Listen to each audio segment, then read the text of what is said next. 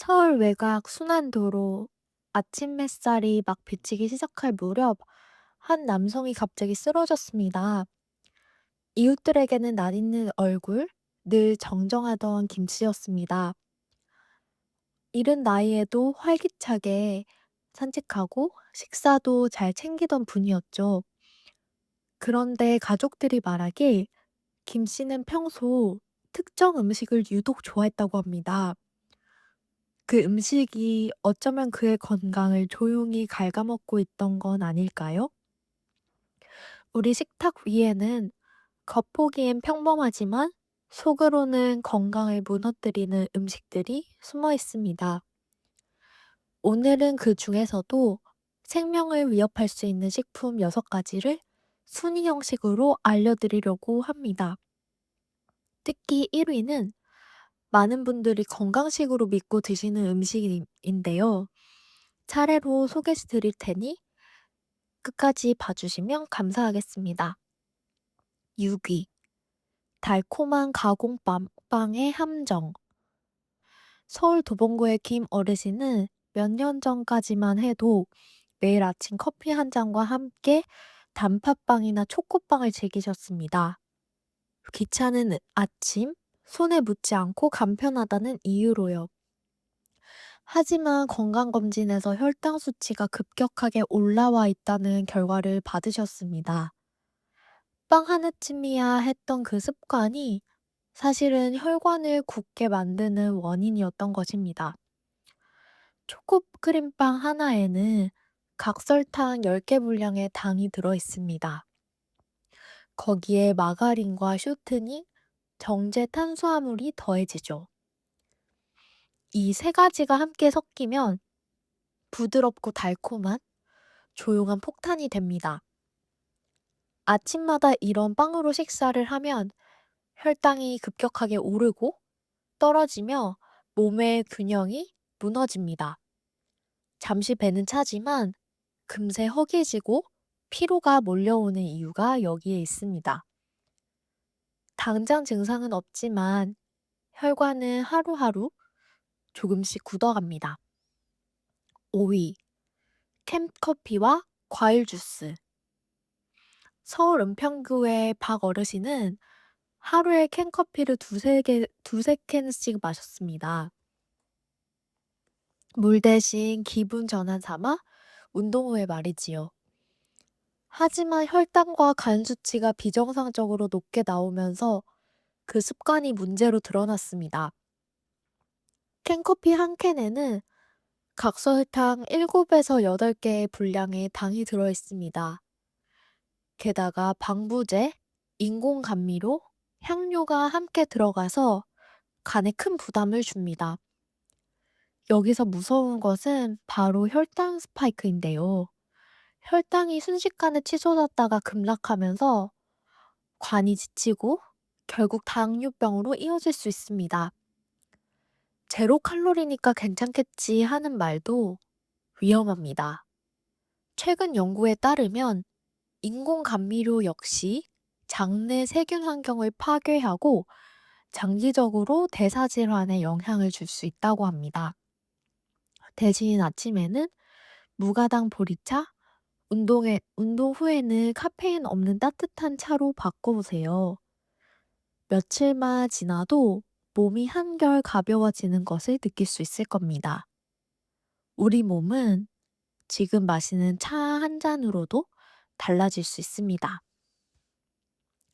4위. 라면의 유혹. 바쁠 때, 입맛 없을 때 누구나 한 번쯤 컵라면으로 끼니를 해결한 적이 있으실 겁니다.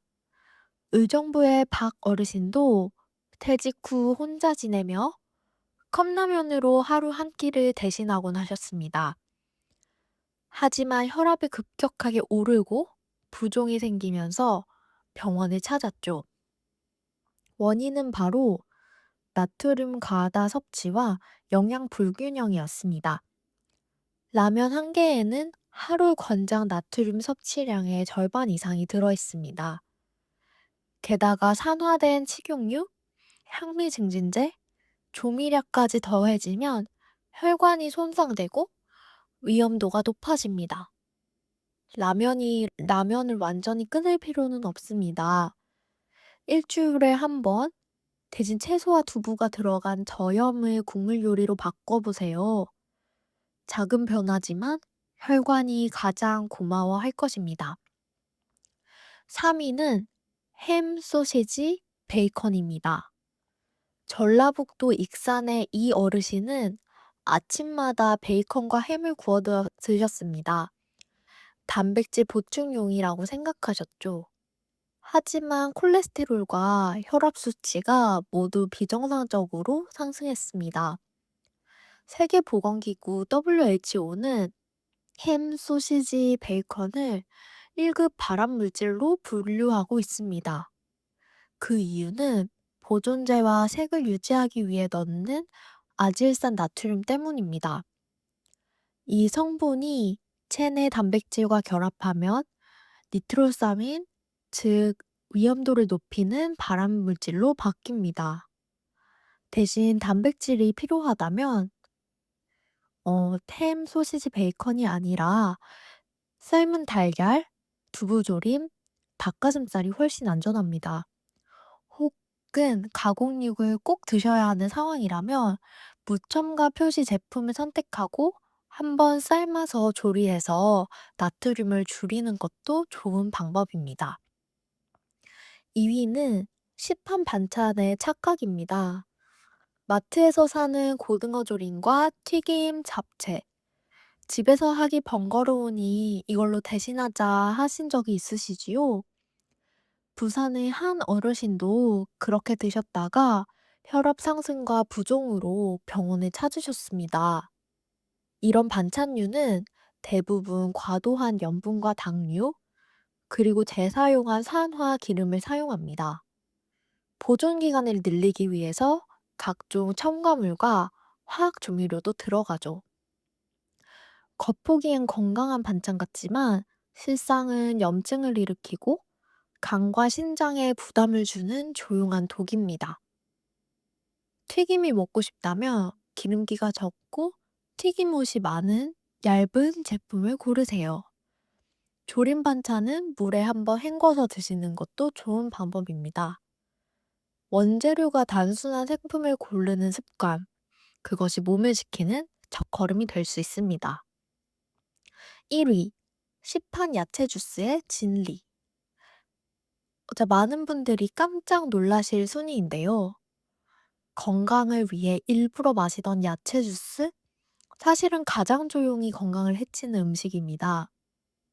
서울 양천구의 김 어르신은 혈압 관리와 채소 섭취를 위해 매일 아침 야채 주스를 드셨습니다.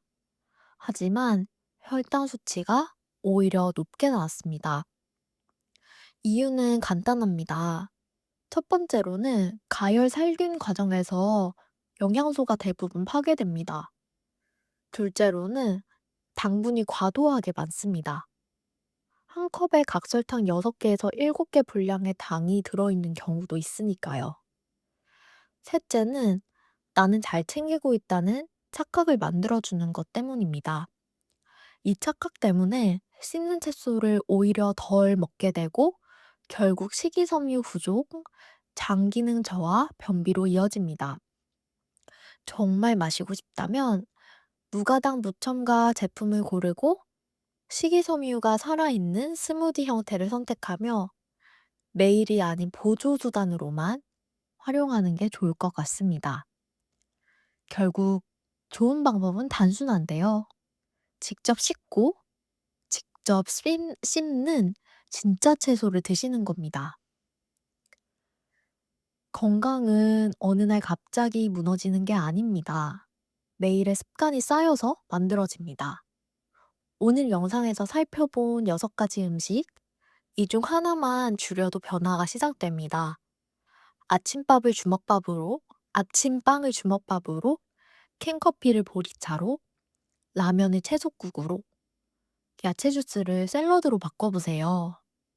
몸은 단 하루 만에 달라지진 않지만 하루의 선택이 모여 10년 후에 몸을 바꿉니다. 지금 이 순간 깨달은 바로 오늘이 여러분의 인생에서 가장 빠른 회복의 날입니다. 건강은 습관입니다. 우리 함께 식탁 위에 작은 변화를 시작해 봅시다. 이 영상이 도움이 되셨다면 좋아요와 구독, 그리고 댓글로 오늘부터 바꿔볼 한 가지를 남겨주세요. 서로의 실천이 서로의 건강을 지켜줄 것입니다. 건강은 멀리 있지 않습니다. 오늘 한 끼의 선택이 여러분의 내일을 바꿉니다. 들어주셔서 감사합니다.